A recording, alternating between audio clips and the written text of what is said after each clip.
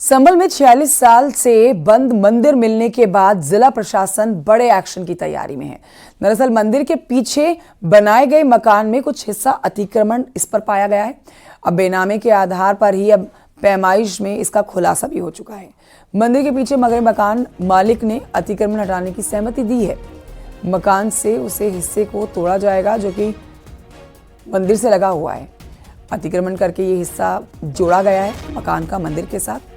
खगुसराय इलाके में शिव मंदिर के आसपास आप देख सकते हैं किस तरह से मकान है और शिव मंदिर के आसपास के घरों की एएसपी की मौजूदगी में बेनामों के आधार पर पैमाइश भी की गई थी।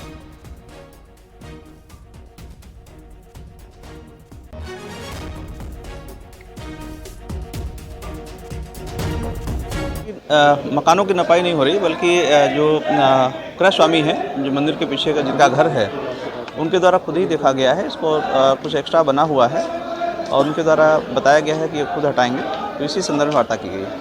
तो ये तो शायद कल प्रशासन ने कहा था इन लोगों से, अभी तक हटाया नहीं, अभी तो उन्होंने देखा है कि कितना एक्स्ट्रा बना हुआ है और उन्होंने देखने के पश्चात तो उनकी सहमति अपने आप से ही उन्होंने हटाने को कहा है और तदनुसार यह भी उन्होंने देखा है और आगे भी देख रहे हैं और कल सुबह वो अपनी खुद ही कार्रवाई करेंगे। बैनामा है मकान? हाँ, बैनामा है इनके पास, बैनामा है।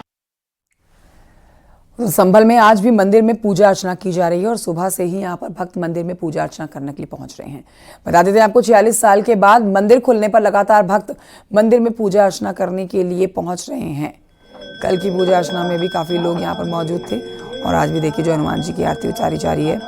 यहाँ पर दूर दराज इलाकों से पहुंचे हुए हैं हनुमान जी की पूजा में शामिल होने के लिए लोग। बालाजी महाराज का और भोलेनाथ का श्रृंगार करा, उसके बाद आरती और प्रसाद वितरण होने जा रहा है और भगवान की अति कृपा है और प्रशासन की भी बहुत बहुत सहयोग है हमारे साथ कि वो बेचारे रात भर ठंड में हमारे लिए यहाँ पर हैं, अपने परिवार को, अपने बाल बच्चों को छोड़े हुए यहाँ बैठे हैं। मैं उनका बहुत बहुत आभार व्यक्त करता हूँ। तो फिर आज मंगलवार भी है? मंगलवार भी है, हाथ के दर्शन भी करनी है, माता पूजा करने पहुंचे यहाँ पे। हाँ। संभल में प्रशासन की कार्रवाई लगातार जारी है। सोमवार को कुएं की खुदाई में 3 खंडित मूर्तियां मिली, जिसके सियासी मायने भी निकाले जा रहे हैं और सियासत भी इसके ऊपर शुरू हो चुकी है। तो वहीं संभल मुद्दे की गूंज यूपी विधानसभा के शीतकालीन सत्र के पहले ही दिन भी सुनाई दी है। देखिए इस पर रिपोर्ट।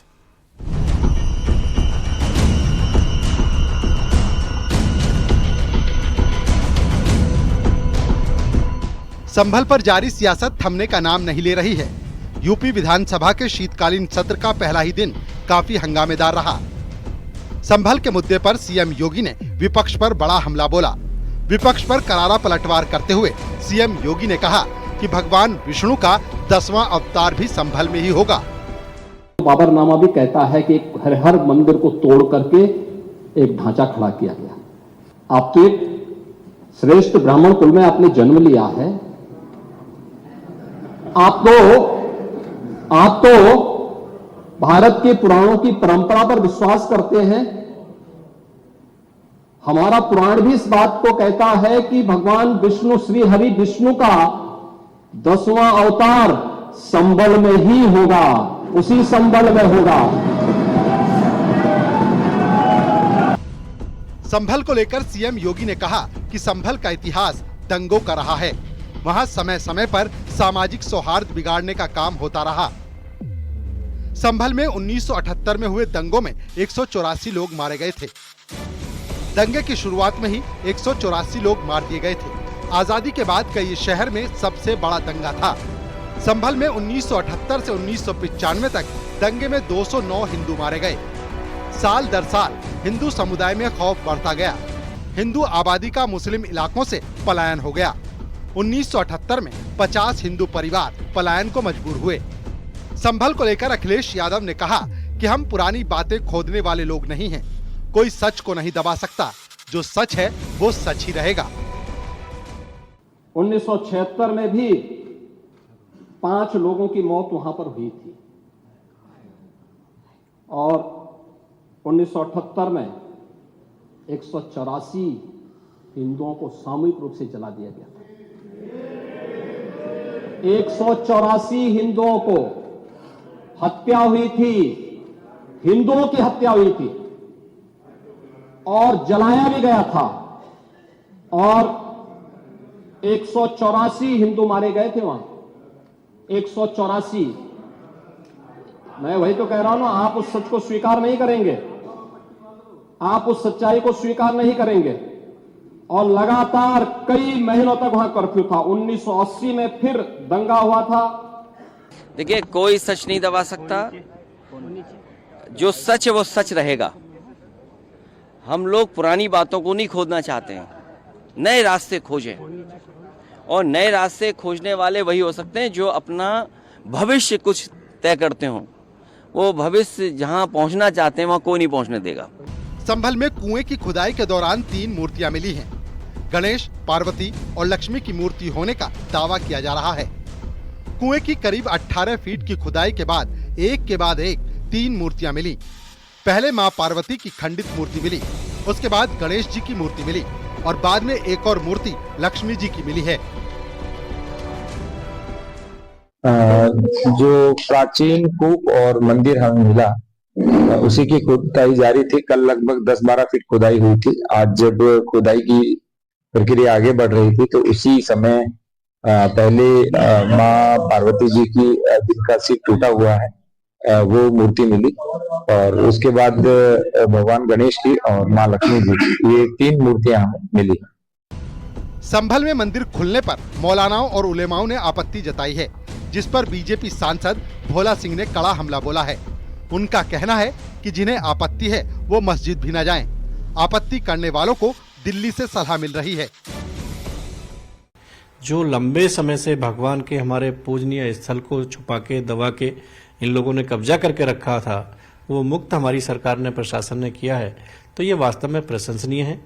और जो मौलाना कह रहे हैं कि क्या जरूरत थी, उनको तो वास्तव में जरूरत नहीं है, उनको तो मस्जिद में जरूरत है जाने की। लेकिन जो हिंदू समाज के देवी देवता हैं, जो धार्मिक स्थल हैं, हिंदू समाज तो उन्हीं पे जाके पूजा करेगा, तो उनको इस पे आपत्ति नहीं होनी चाहिए। संभल में बुलडोजर की धमक जारी है। समाजवादी पार्टी के विधायक इकबाल महमूद के गृह क्षेत्र में बुलडोजर की कार्रवाई हुई। नालियों पर बनाए गए स्लैब को बुलडोजर से ध्वस्त किया गया। वहीं संभल में लोगों का तांता लगा हुआ है। मंदिर खुलने के बाद से लोग दर्शन और पूजन करने के लिए आ रहे हैं। वहीं सदन से लेकर सड़क तक संभल पर सियासी वार पलटवार भी जारी है। न्यूज़ 18 के लिए ब्यूरो रिपोर्ट।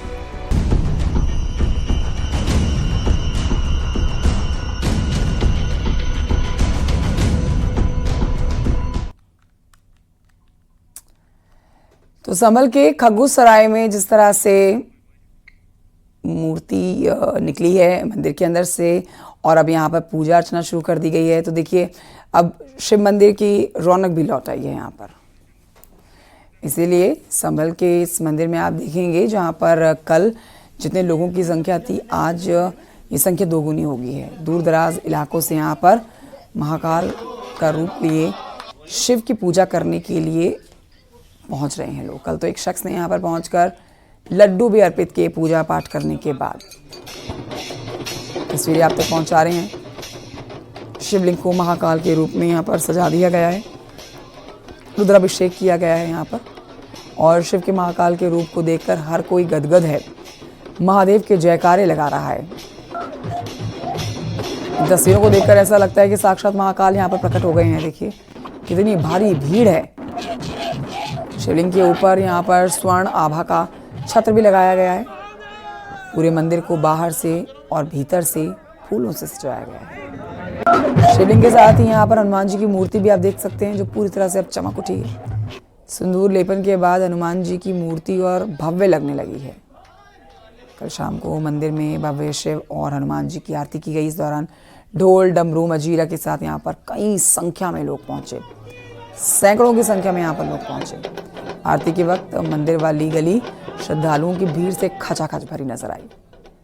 आरती के बाद प्रसाद लेने के लिए यहाँ पर भक्तों की होड़ लग गई। हर श्रद्धालु चाह रहा था कि उससे भी प्रसाद जरूर मिले।